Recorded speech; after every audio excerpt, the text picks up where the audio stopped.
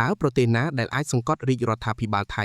ឲ្យហ៊ានប្រឆាំងជាមួយក្រុមជ្រុលនិយមថៃរាជវង្សថៃនិងយោធាថៃហើយងាកមកចរចាជាមួយកម្ពុជាបាន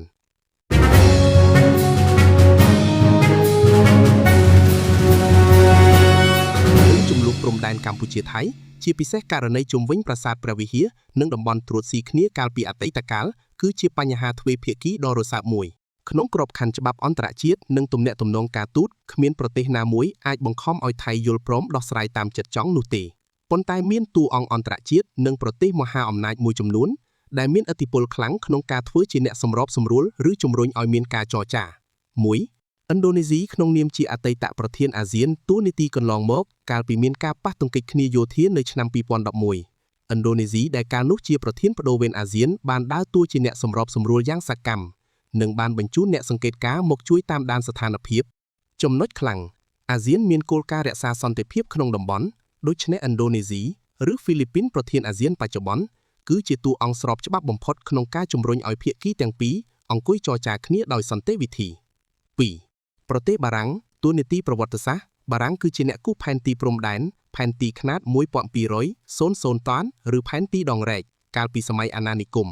ចំណុចខ្លាំងរាល់ឯកសារប្លង់និងភស្តុតាងប្រវត្តិសាស្ត្រសំខាន់គឺស្ថិតនៅប្រទេសបារាំងអាចដើរតួជាអ្នកផ្ដល់ភស្តុតាងបច្ចេកទេសនិងគាំទ្រផ្លូវច្បាប់ដើម្បីឲ្យការចរចាមានភាពច្បាស់លាស់ដែលថៃពិបាកនឹងបដិសេធ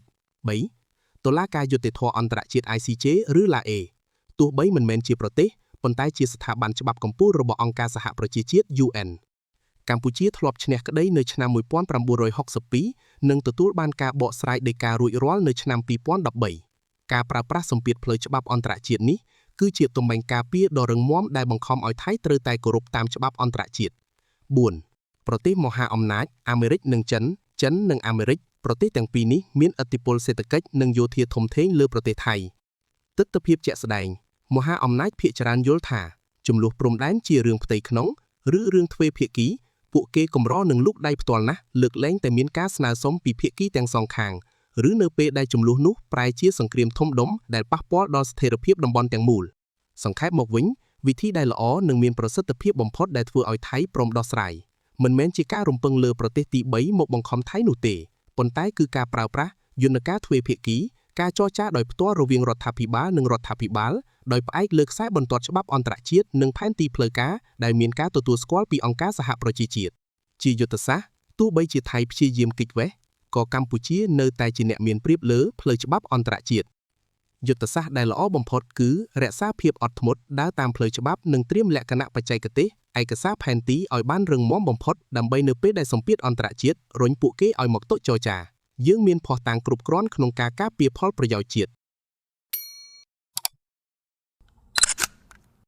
Like, share and follow more